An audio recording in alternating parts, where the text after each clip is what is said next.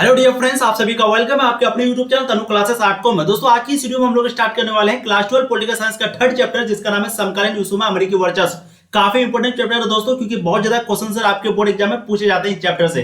ठीक है, तो हम लोग क्या करेंगे, पहले एक्सप्लेनेशन को पढ़ेंगे, पूरा थ्योरी को पढ़ेंगे, उसके बाद इसका क्वेश्चन आंसर का जो वीडियो है वो ऑलरेडी अपलोड किया हुआ है, आपको लिंक जो है वो डिस्क्रिप्शन में मिल जाएगा। बहुत मजेदार चैप्टर, आप लोग शुरू से लेकर अंत तक देखेंगे। इसमें हम लोग 9/11 हमला जो हो गया अमेरिका पर जो हमला हुआ था, उसके बाद कुवैत वगैरह पर जो आक्रमण वगैरह हुआ था, इन सभी चीज के बारे में डिटेल्स में पढ़ेंगे। बस आप लोग शुरू से लेकर के अंत तक देखें। ठीक है, तीसरा चैप्टर का नाम क्या है, समकालीन विश्व में अमेरिकी वर्चस्व। इसका जो पीडीएफ है वो आपको 2 से 3 दिन के अंदर, इसके 2-3 दिन बाद वो आपको वेबसाइट पे मिल जाएगा। वेबसाइट का नाम है तनु क्लासेस, या फिर दोस्तों आप टेलीग्राम ज्वाइन कर लीजिए, वहां पे अनाउंसमेंट हो जाते हैं, वहां पे आपको लिंक मिल जाएगा। ठीक है, चलिए चैप्टर को शुरू करते हैं। आपको नोट्स करना जो जो मैं बोलूंगा, या फिर आप वेबसाइट से भी नोट्स कर सकते हैं। बस अभी आप देख लीजिए, तो क्योंकि चीजें जो आपको यहीं पे समझ में आएगी। चलिए शुरू करते हैं। सबसे पहले चैप्टर का नाम देखते हैं, समकालीन विश्व में अमेरिकी वर्चस्व। समकालीन विश्व तो समझ गए, अब अमेरिकी वर्चस्व क्या है। तो वर्चस्व मतलब एक प्रकार का, अभी हम लोग भी दिलचस्प लेंगे इसमें। ठीक है, आपको सब कुछ समझ में आएगा, बस आप यहाँ पर ध्यान से देखिए।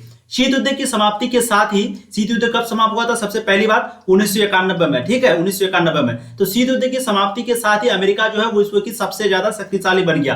क्यों बना था सबसे ज्यादा शक्तिशाली, क्योंकि शुरू में 2 ध्रुवीय राष्ट्र था, एक सोवियत संघ और एक अमेरिका। और जब शीत युद्ध समाप्त हुआ तो ये सोवियत संघ जो वो हार गया, अब एक ध्रुवीय राष्ट्र बच गया जो कि था अमेरिका। ठीक है, तो शीत युद्ध की समाप्ति के साथ ही अमेरिका जो है वो विश्व की सबसे ज्यादा शक्तिशाली राष्ट्र बनकर पूरे विश्व में उभरा, और कोई अन्य राष्ट्र, संघ या फिर देश अब उसके सामने टिक नहीं सका। इसे अमेरिकी प्रभुत्व या फिर एक ध्रुवीय विश्व का दौर कहा जाता है। इसलिए इसको हम लोग अमेरिकी प्रभुत्व भी बोल सकते हैं, या फिर एक ध्रुवीय विश्व का दौर भी बोल सकते हैं, क्योंकि उसके सामने और कोई था ही नहीं उस समय। ठीक है, अब आगे देखिए, नई विश्व व्यवस्था, न्यू वर्ल्ड वॉर। मैंने बताया भी था आपको चैप्टर 2 में कि हम लोग इसके बारे में आगे पढ़ेंगे। तो देखिए क्या होता है नई विश्व व्यवस्था, इसको समझते हैं।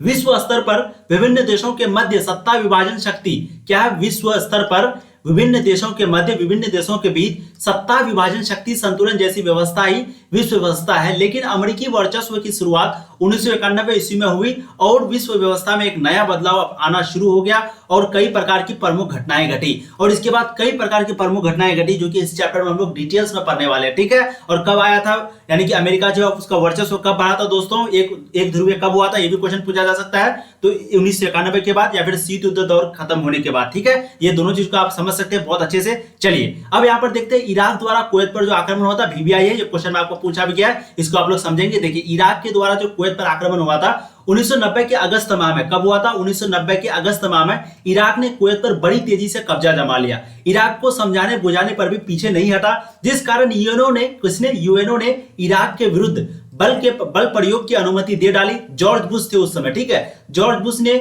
इसे नई विश्व व्यवस्था की संज्ञा दी, और यूएनओ के उपदेशों के सैनिकों ने इराक के विरुद्ध मोर्चा खोल दिया। इस युद्ध में अमेरिका की निर्णायक भूमिका रही, क्योंकि इसमें 75% सैनिक अमेरिका का ही था, और इस युद्ध में टोटल उपदेशों की संख्या 6,60,000 सैनिकों ने भाग लिया था। ठीक है, तो इराक जब कुवैत पर आक्रमण किया तो 1990 के अगस्त माह में इराक जो है वो कुवैत पर बड़ी तेजी से कब्जा कर लिया।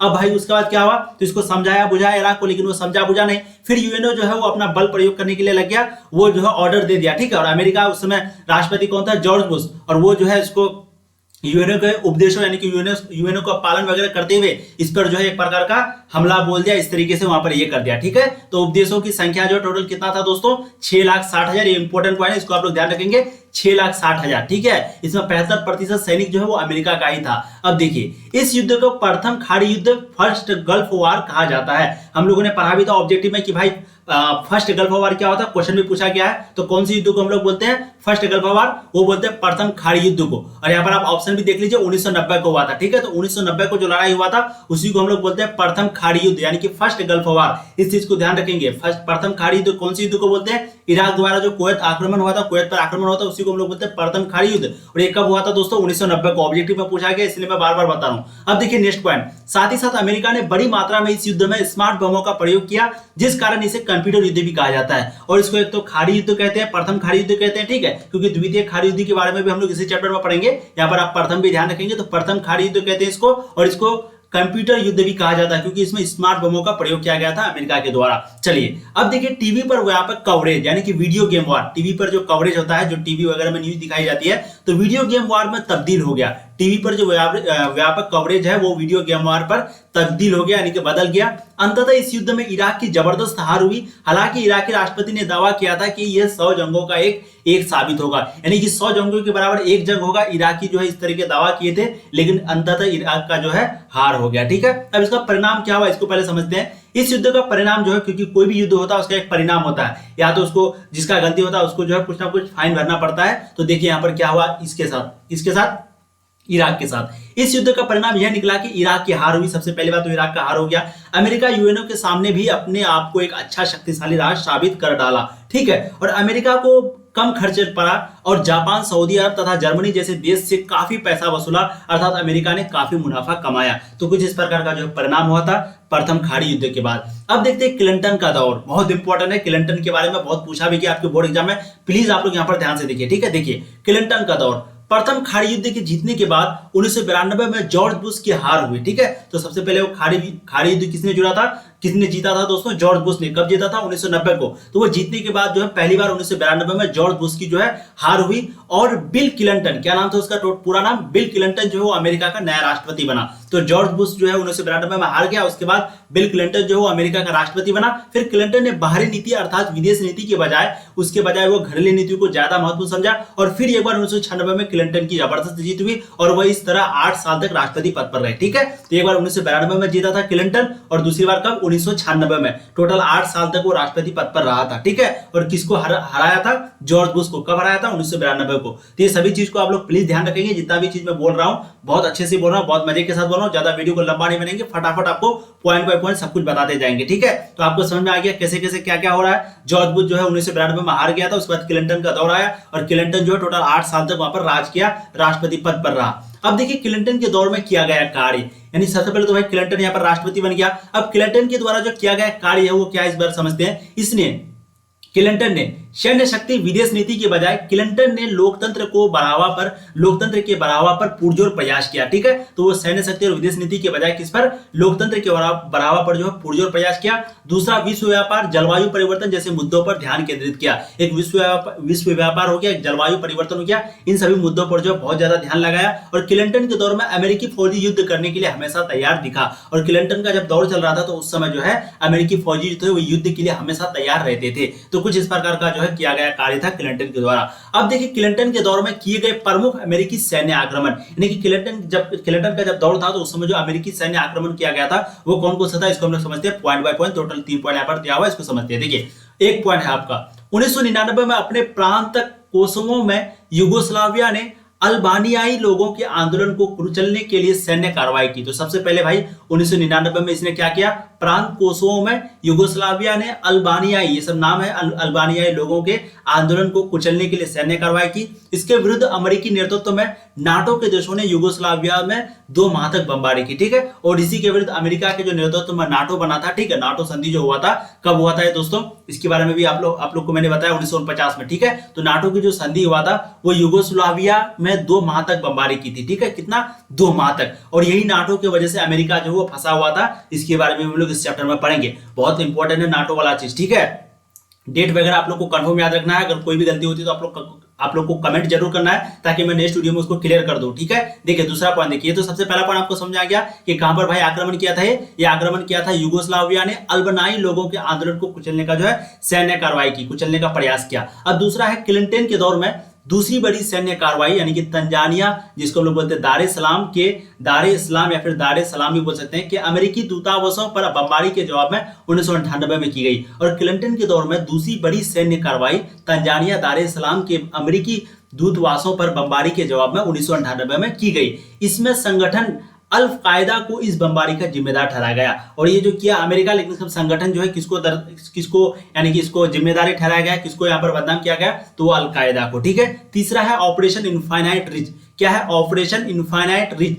इस अभियान के अंतर्गत अमेरिकी सेना ने सूडान और अफगान में अल-कायदा के ठिकानों पर भारी मिसाइलें, क्रूज मिसाइलें से हमला किया। ठीक है, तो ये मिसाइल के अंतर्गत क्या किया है, ये जो है सबसे पहले अमेरिकी सेना ने सूडान और एक अफगान में अलकायदा के ठिकाना जहां जहां पर थे वहां पर क्रूज मिसाइलें यानी कि भारी मिसाइलें लेकर के हमला किया। तो ये 3 पॉइंट आपका जो है यहाँ पर समझ में आ गया कि अमेरिकी सैन्य आक्रमण जो है कैसे कैसे करते थे क्लिंटन के दौर में। ठीक है, अब यहाँ पर बात करते हैं ऑपरेशन इनफाइनाइट रिच का परिणाम। ये जो ऑपरेशन इनफाइनाइट रिच था जो हमला किया था सूडान और अफगान पर, ठीक है, ये भी क्वेश्चन पूछा जा चुका, अलग से 2 नंबर में पूछेगा आपका, हो सकता है 2-3 जितना भी जो भी बोर्ड में जैसे पूछा था शॉर्ट क्वेश्चन में आपका पूछ सकता है लघु में, तो इसको आप प्लीज ध्यान रखेंगे। अब देखिए ऑपरेशन इनफाइनाइट रिच का परिणाम, इस ऑपरेशन का परिणाम यह हुआ कि अमेरिका पर अंतरराष्ट्रीय कानून के उल्लंघन करने का आरोप लगा। सबसे पहला क्या हुआ कि भाई अमेरिका पर जो है कानून उल्लंघन करने का, कानून फॉलो नहीं करने का एक आरोप लगा। साथ ही साथ इस अभियान में अमेरिका ने कई निर्दोष नागरिकों पर भी बम बरसाए और साथ ही साथ ये मतलब कि इसका परिणाम ये हुआ कि वो जो है कई निर्दोष जो थे, जो बिल्कुल लेना देना नहीं था ये सब चीजों से, उन लोगों पर बम बरसाए, उन लोगों का निधन हो गया। ठीक है,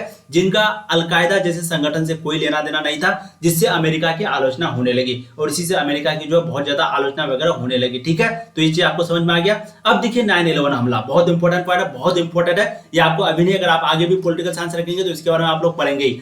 9/11 हमला बहुत इंपॉर्टेंट है, प्लीज आप लोग देखेंगे पहले 9/11 हमला क्यों कहा जाता है, इसको भी हम लोग समझेंगे आगे। चलिए, 11 सितंबर 2001 में अलग अलग अरब देशों के 19 अपहरणकर्ताओं ने 4 अमेरिकी व्यावसायिक विमान पर हमला कर डाला, जिसे 9/11 हमला के नाम से जाना जाता है। तो भाई कब किया था, 11 सितंबर को 2001 को। ठीक है, 11 सितंबर हो गया 2001 में अलग अलग अरब देशों के 19 अपहरणकर्ताओं ने 4 अमेरिकी व्यावसायिक विमान पर हमला कर डाला, जिसे 9/11 हमला के नाम से जाता है। ठीक है, क्या जाना जाता है भाई, 9/11 हमला के नाम से जिसे जाना जाता है। इनमें 2 वर्ल्ड ट्रेड सेंटर यानी कि न्यूयॉर्क के उत्तरी तथा दक्षिणी टावर से टकराया। पहला जो 2 वर्ल्ड ट्रेड सेंटर है वो उत्तरी तथा दक्षिणी टावर से टकराया और तीसरा जो विमान था यानी कि पेंटागन वर्जीनिया से टकराया, जहां अमेरिकी रक्षा विभाग का मुख्यालय है, और चौथा विमान जो है वो अमेरिकी कांग्रेस के मुख्य इमारत से टकराना ही था, लेकिन वह पेंसिल्वेनिया के एक खेत में जा गिरा। तो ठीक है, 9/11 हमला में कुछ इस प्रकार हुआ था, जो 4 बम वगैरह गिराया गया था। ठीक है, अलग अलग अरब देशों के 19 अपहरणकर्ताओं ने 4 अमेरिकी व्यावसायिक विमान पर हमला कर दिया और कुछ इस प्रकार किया जैसे कि आप लोगों ने यहाँ पर देखा। अब यहाँ पर एक नोट वाला पॉइंट देख लीजिए कि भाई इसको 9/11 हमला क्यों बोलते, तो देखिए अमेरिका में महीने की तारीख को पहले लिखा जाता था ऐसे करके, महीना पहले उसके बाद तारीख ऐसे। ठीक है, तो ये 11 तारीख था, जैसे कि हम लोगों ने पढ़ा भाई कब हुआ था, 11 सितंबर 2001, सितंबर मतलब 9वां महीना और 11 मतलब 11 तारीख और 2001 को, तो इसीलिए हम लोग इसको जो है पहले जो लिखा जाता था अमेरिका में महीने तारीख को जो पहले लिखा जाता था वो पहले महीना को लिखा जाता था उसके बाद तारीख को, इसलिए इसको हम लोग बोलते हैं 9/11 हमला। ठीक है, अब 9/11 हमला का परिणाम क्या हुआ इसको भी प्लीज समझिए, बहुत इंपॉर्टेंट है। देखिए सबसे पहला है अमेरिका पर यह हमला अब तक का किया जाने वाला बड़ों हमलों में से एक था। ये जो 9/11 हमला है तो अब तक अमेरिका पर इतना बड़ा हमला कभी नहीं हुआ था जितना ये 9/11 हमला हुआ था, यानी कि एक बड़े हमलों में से एक था। लगभग 3000 व्यक्ति मारे गए थे, कितने हजार, 3000 व्यक्ति जो है मारे गए थे।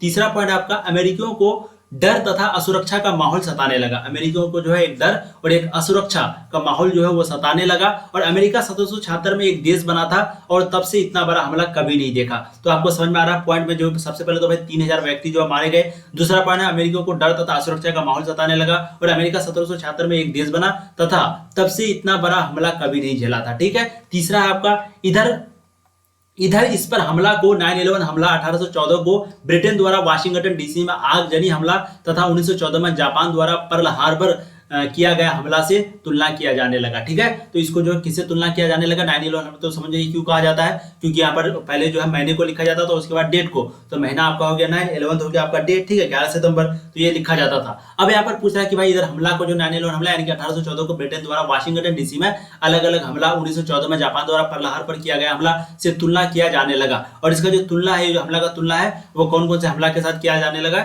ये पढ़कर आप देख सकते हैं। अब देखिए काफी जान माल की क्षति हुई है, बहुत इंपॉर्टेंट पॉइंट है। ये जो परिणाम हुआ था 9/11 का परिणाम, इसमें जो है बहुत ज्यादा माल की भी और काफी जान की भी बहुत ज्यादा क्षति यानी कि नुकसान हुई थी। ठीक है, तो ये चीज आपको समझ में आ गया 9/11 हमला का जो है परिणाम। अब देखते हैं, बात करते हैं 9/11 हमला के विरुद्ध अमेरिकाई की कार्रवाई।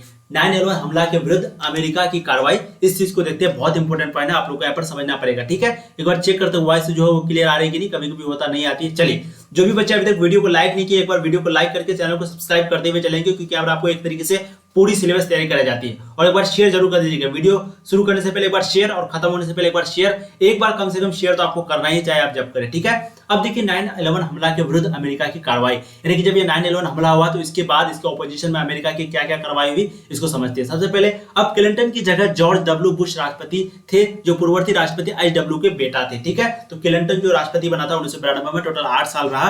अब उसके जगह कौन था भाई? डब्ल्यू बुश राष्ट्रपति। क्या नाम था? डब्ल्यू बुश राष्ट्रपति थे, जो कि पूर्ववर्ती राष्ट्रपति एच.डब्ल्यू बुश के बेटा थे। पूर्ववर्ती राष्ट्रपति जो है एच.डब्ल्यू बुश, उसी का बेटा था डब्ल्यू बुश। ठीक है, अब 9/11 हमला को यानी कि 9/11 हमला को सहन करने के पश्चात अमेरिका ने ऑपरेशन एंड्यूरिंग फ्रीडम, क्या निकाला? Operation enduring freedom. तो 9/11 हमला को सहन करने के पश्चात अमेरिका ने ऑपरेशन एंड्यूरिंग फ्रीडम अभियान चलाया। इनमें उन लोगों को गिरफ्तार करना शुरू किया जिनका 9/11 हमले के पीछे हाथ या फिर संदेह था। ठीक है, इन ऑपरेशन का मुख्य निशाना अलकायदा और अफगानिस्तान के तालिबान शासन को बनाया गया। ठीक है, इसका ऑपरेशन का जो मुख्य निशाना है वो अलकायदा और अफगानिस्तान के तालिबान शासन को बनाया गया है। अक्सर लोगों को पकड़कर उन्हें अलग अलग देशों में भेजा गया तथा उन्हें खुफिया जेल खानों में बंद कर रखा। तो कुछ इस प्रकार का जो यहाँ पर ये हो रहा था आपका 9/11 में अमेरिका का जो कार्रवाई है कुछ इस प्रकार का हो रहा था। इस सभी चीजों को आप लोग ध्यान देंगे, बहुत इंपॉर्टेंट है, पूछा जा चुका है आपके सभी बोर्ड एग्जाम में। ठीक है, सभी क्वेश्चन जितना मैं करवा रहा हूँ सभी क्वेश्चन आपके बोर्ड एग्जाम में बहुत बार पूछा जा चुका है। चौथा पॉइंट है आपका, अक्सर लोगों को पकड़कर उन्हें अलग अलग देशों में भेजा गया तथा उन्हें खुफिया जेल खानों में बंद कर रखा। ठीक है, देखिए हम लोग पढ़ रहे हैं, थोड़ा सा आपको समझा देते हैं। 9 हमला के विरुद्ध जो अमेरिका, यानी कि जब 9/11 हमला अमेरिका पर हुआ था तो उसके विरुद्ध में जो अमेरिका कार्रवाई कर रहा था, क्या क्या कर रहा था, उसी चीज को पढ़ रहे हैं। और ये बहुत VBI है, बहुत बार आपके बोर्ड एग्जाम में पूछा जा चुका है। एक बार अगर हम आपको बता दें शुरू से लेकर आखिर तक कौन कौन इंपॉर्टेंट है, उसके बाद फिर आगे हम चलते हैं। देखिए थोड़ा सा आप लोग यहाँ पर 2 मिनट में देख लीजिए कि इंपॉर्टेंट ज्यादा क्या है। सबसे पहले तो नई विश्व व्यवस्था, ये कभी कभी पूछा ज्यादा होता है, इंपॉर्टेंट है। इराक द्वारा कुवैत पर आक्रमण बहुत ज्यादा इंपॉर्टेंट है। उसके बाद फिर दोस्तों ऑब्जेक्टिव के लिए आपको 6,60,000 सैनिकों ने भाग लिया था, इस चीज को देखेंगे। और ये जो इराक द्वारा आक्रमण हुआ तो परिणाम क्या हुआ, ठीक है, उसी में आता है क्लिंटन का दौर जो आया, बहुत इंपॉर्टेंट है कार्य वगैरह क्लिंटन का। उसके बाद जो फिर ऑपरेशन इनफाइनाइट रीच का जो परिणाम है, ऑपरेशन इनफाइनाइट जो चलाया था आपका, ठीक है, वो बहुत इंपॉर्टेंट है, बहुत ज्यादा। ऑपरेशन इनफाइनाइट रीच कौन चलाया था? ये अमेरिकी सेना ने सूडान और अफगान में अलकायदा के ठिकानों पर भारी मिसाइल यानी कि क्रूज मिसाइल जिसको बोलते हैं उससे हमला किया था। कौन किया था भाई? ये किया था आपका अमेरिका ने। तो ये जो ऑपरेशन इनफाइनाइट रीच का परिणाम है ये बहुत इंपॉर्टेंट है।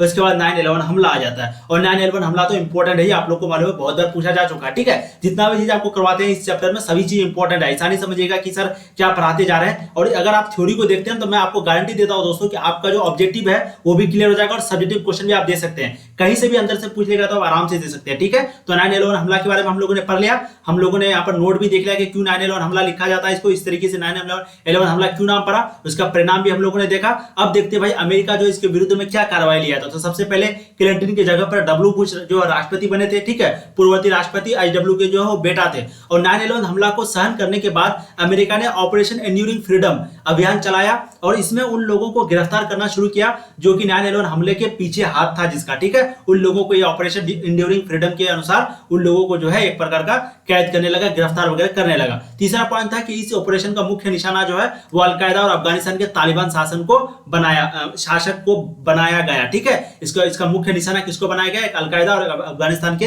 तालिबान की, ये सभी के शासक को जो है बनाया गया था। ठीक है, अब चौथा पॉइंट हम लोग देखेंगे यहाँ पर चौथा पॉइंट को देखेंगे, अक्सर लोगों को पकड़कर उन्हें अलग अलग देशों में भेजा गया तथा उनके खुफिया जेल खानों में बंद कर रखा। और उसी में गिरफ्तार लोगों के बारे में अमेरिका ने उसकी सरकार का कोई जानकारी नहीं दी, और उसको जो गिरफ्तार था तो अमेरिका जो है उसकी सरकार को कोई भी जानकारी नहीं दी कि हम लोग इसको पकड़ के रखें, इसकी जानकारी सरकार को नहीं दी। पांचवा है क्यूबा अमेरिकी सैन्य ठिकाना पर भी कुछ लोगों को ले जाकर रखा, और क्यूबा अमेरिकी सैन्य ठिकाना जो था वहां पर भी कुछ लोगों को ले जाकर रखा, और बंदियों को किसी तरह की कानूनी सुरक्षा नहीं दी गई।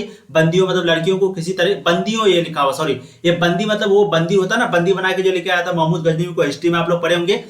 अलबुरनी को जो है यानी कि महमूद गजनवी जो अलबुरनी को अफगानिस्तान से कहां लेके आया था, बलूचिस्तान से कहां पर लेके आया था, इंडिया में लेके आया था। तो वही बंदी बना करके लेके आया था, कानूनी सुरक्षा नहीं दी गई। संयुक्त राष्ट्र संघ के प्रतिनिधि को भी इन बंदियों से मिलने की अनुमति नहीं दी गई। तो कुछ इस प्रकार का यहाँ पर जो है अमेरिका जो है एक प्रकार का 9/11 हमला के विरुद्ध में कार्रवाई करने लगे। ठीक है, अब आगे देखिए इराक पर आक्रमण। हम लोगों ने इराक पर आक्रमण उस समय देखा, उसी का यहाँ पर डिटेल्स वाला वीडियो आया है, यहाँ पर देखिए डिटेल्स 5 नंबर में अगर पूछेगा तो आपको ये सभी चीज को जो है यहाँ पर लिखना पड़ेगा, इराक पर आक्रमण वाला। ठीक है, देखिए अमेरिका ने एक ऑपरेशन इराकी फ्रीडम, क्या है, अमेरिका एक ऑपरेशन चलाया जिसका नाम है operation Iraqi freedom. Operation Iraqi freedom के अंतर्गत इराक पर 19 मार्च 2003 को हमला किया, हालांकि इन्होंने हमले की इजाजत नहीं दी थी। तो इराक पर जो आक्रमण हुआ था वो कब हुआ था? सबसे पहला पॉइंट 19 मार्च 2003 को। कौन से operation? Operation freedom, operation Iraq freedom, ठीक है। और अमेरिका जो है इसका नेतृत्व कर रहे थे, इसको चला रहे थे। तो 19 मार्च 2003 को हमला किया, लेकिन यूएन ने जो है इसका कोई भी परमिशन वगैरह नहीं दिया था। इस आक्रमण में अमेरिकी अगुवाई वाले कोलिशन ऑफ विलिंग्स, क्या लिखा हुआ? कोलिशन ऑफ विलिंग्स, 40 से भी अधिक देश शामिल हुए थे। तो इस अध्याय में इस आक्रमण जो है अमेरिकी अगुवाई वाले कोलिशन देश, देखिए कोलिशन ऑफ विलिंग्स में 40 से भी अधिक देश शामिल हुए थे। अमेरिका ने इराक पर हमला करने के मुख्य उद्देश्य वहां के तेल भंडार पर कब्जा करना था, लेकिन अमेरिका ने इराक पर सामूहिक संहार के हथियार वेपन्स ऑफ मास डिस्ट्रक्शन बनाने का आरोप लगाकर यूएन की अनुमति के बिना हमला कर डाला, ठीक है। तो अमेरिका का जो मुख्य मकसद था, मेन मकसद था, फोकस था, वो क्या था? तेल का भंडार जो था इसके इराक के पास, उसको कब्जा करना था। इराक पर सामूहिक संहार के हथियार वेपन्स ऑफ मास डिस्ट्रक्शन बनाने का आरोप लगाकर जो है यूएन की अनुमति के बिना ही हमला कर दिया। बाद में जांच करने के बाद हथियार बनाने का इराक में कोई भी प्रमाण, कोई भी सबूत नहीं मिला, ठीक है। तो कुछ इस प्रकार का अमेरिका जो है खेल कर रहा था। अब इराक पर जो अमेरिका के द्वारा जो हमला हुआ, यानी कि इराक पर जो आक्रमण हुआ अमेरिका के द्वारा, तो उसका परिणाम क्या हुआ समझते हैं। सभी युद्ध का परिणाम होता है, उसी तरह इस युद्ध का भी परिणाम हुआ होगा। देखिए, अमेरिका क्योंकि बिना मतलब को मनमानी करके उस पर आक्रमण कर दिया, तेल भंडार कब्जा करने के लिए बहाना खुद भी बना दिया। देखिए, सबसे पहला पॉइंट, मौजूदा सरकार अर्थात सद्दाम हुसैन की सरकार चंद दिनों में चली गई। सबसे पहले इराक पर क्या हुआ? इराक पर आक्रमण का क्या परिणाम पड़ा? जो सद्दाम हुसैन की सरकार थी वो कुछ ही दिनों में चली गई, खत्म हो गई। इराक में अमेरिका के खिलाफ गुस्सा और पूर्ण रूप से विद्रोह भड़क उठा, और इराक में अमेरिका के खिलाफ जो है गुस्सा और पूर्ण रूप से विद्रोह जो है वो भड़क उठा अमेरिका के खिलाफ। इराक के इस आक्रमण में अमेरिका के 3000 सैनिक मारे गए थे, और इराकी सैनिक बहुत ज्यादा संख्या में थे। और ये जो इराक पर आक्रमण हुआ था, तो इसमें अमेरिका का कितना सैनिक? 3000 सैनिक मारा गया था, ठीक है। लेकिन इराकी सैनिक जो बहुत ज्यादा संख्या में मारे गए थे, घायल हुए थे, मारे गए थे, ठीक है। चौथा पॉइंट आपका, एक रिपोर्ट यानी कि अनुमान के मुताबिक अमेरिकी हमले के बाद लगभग 50,000 आम जनता नागरिक मारे गए थे। तो एक रिपोर्ट के मुताबिक बताया जा रहा है कि अमेरिकी हमले के बाद लगभग 50,000 आम जनता नागरिक मारे गए थे। इराक पर आक्रमण का यह हमला सैन्य और राजनीतिक स्तर पर असफल साबित हुआ। इराक पर आक्रमण, इसे द्वितीय खाड़ी युद्ध भी कहा जाता है। तो इराक पर आक्रमण, इसको हम लोग क्या बोलते हैं? द्वितीय खाड़ी युद्ध। तो ये क्वेश्चन भी पूछा जा सकता है, भाई द्वितीय खाड़ी युद्ध क्या है? तो इराक पर आक्रमण, ठीक है। और वहीं पे प्रथम खाड़ी युद्ध के बारे में हम लोग पढ़े, तो वो क्या था उसको भी समझ लीजिए, वो भी बहुत इंपॉर्टेंट है, बहुत बार पूछा जा चुका है आपका प्रथम खाड़ी युद्ध के बारे में, ठीक है। तो ये चीज को आपको जो है डाउट नहीं रखना, दिमाग में आपको बैठा देना, ठीक है। तो प्रथम खाड़ी युद्ध जो हम लोग बोलते हैं, प्रथम खाड़ी युद्ध, तो ये आपका इराक द्वारा कुवैत पर आक्रमण, ये क्या है? इराक के द्वारा कुवैत पर जब आक्रमण किया गया था, तो इसको बोलते हैं प्रथम खाड़ी युद्ध। और वहीं पे जब इराक पर खुद हमला किया गया अमेरिका के द्वारा, तो इसको बोलते हैं द्वितीय खाड़ी युद्ध, ठीक है। और पहला को बोलते हैं स्मार्ट बम वाला, एक बम वाला जो स्मार्ट जो अमेरिका जो यूज किया था, ठीक है। तो इसलिए उसको बोलते हैं हम लोग कंप्यूटर युद्ध, पहले वाले खाड़ी युद्ध को। लेकिन इसको वैसा कुछ नहीं बोलते हैं, इसको क्या बोलते हैं? देखिए, तो इराक पर आक्रमण जो है आपको समझ में आ गया कुछ प्रकार कब हुआ था? 19 मार्च 2003 को हुआ था, जबकि यूएनओ ये सब इजाजत वगैरह नहीं दिया था। तो परिणाम क्या क्या हुआ समझ गया आप लोग, ठीक है। और इस युद्ध को हम लोग क्या बोलते हैं? द्वितीय खाड़ी युद्ध बोलते हैं। ऑब्जेक्टिव के लिए बहुत इंपॉर्टेंट है, इस चीज को आप लोग ध्यान में रखेंगे। अब वर्चस्व क्या है? पूरा चैप्टर पढ़ लिए, बाद में आया आपका वर्चस्व। What is hegemony? क्या लिखा हुआ है? हेजेमोनी, जो भी है इंग्लिश वाले बच्चे समझिए। तो वर्चस्व क्या है? वर्चस्व का सीधा सीधा मतलब होता है दबदबा, अर्थात दादागिरी, मनमानी करना, अपना रौब दिखाना। तो वर्चस्व का मतलब क्या हुआ कि भाई दादागिरी करना, दबदबा करना, मनमानी करना, इसी को तो वर्चस्व बोलते हैं। लेकिन और एक चीज समझते हैं, अंतरराष्ट्रीय व्यवस्था में ताकत का अर्थात सैन्य ताकत, आर्थिक ताकत, राजनीतिक ताकत आदि का केंद्र जो है वो एक ही हो, तो उसे वर्चस्व कहा जाता है, ठीक है। तो अंतरराष्ट्रीय व्यवस्था में ताकत का अर्थ एक सैन्य ताकत, एक आर्थिक ताकत, एक राजनीतिक ताकत का आदि का केंद्र अगर एक ही है, तो उसे हम लोग बोलते हैं वर्चस्व। उसको क्या बोलते हैं? वर्चस्व। आज पूरी दुनिया में अमेरिका का वर्चस्व है, क्योंकि यहाँ पर सैन्य ताकत भी है, आर्थिक ताकत भी है, राजनीतिक ताकत भी है, ये सभी चीजें, इसलिए हम लोग अमेरिका का वर्चस्व जो है वो पूरी दुनिया में है, ठीक है। अब देखिए सैन्य शक्ति वर्चस्व के रूप में, अब सैन्य शक्ति को जब हम लोग वर्चस्व के रूप में यूज करते हैं, कैसे करते हैं या फिर क्या होता है, इसको हम लोग समझते हैं। देखिए, इस बात को भुलाया नहीं जा सकता कि अमेरिका ने इराक पर वेपन्स ऑफ मास डिस्ट्रक्शन, यानी कि अमेरिका ने इराक पर सामूहिक संहार के हथियारों को निर्माण करने के आरोप लगाकर बिना वजह आक्रमण किया। यह आक्रमण ने वर्चस्व के रूप में सैन्य शक्ति का प्रयोग किया, ठीक है। तो इस बात को हम लोग नहीं भूल सकते हैं कि अमेरिका जो है इराक पर वेपन्स ऑफ मास डिस्ट्रक्शन, सामूहिक संहार के हथियारों को निर्माण करने को आरोप लगाकर बिना वजह आक्रमण किया, और यह अमेरिका ने वर्चस्व के रूप में सैन्य शक्ति का प्रयोग किया, ठीक है। अमेरिका सैन्य शक्ति का प्रयोग वर्चस्व के रूप में करता है, क्योंकि अमेरिका जो है वो सैन्य शक्ति का प्रयोग वो वर्चस्व के रूप में करता है, क्योंकि अमेरिका सैन्य के पीछे खर्च बहुत ही ज्यादा है।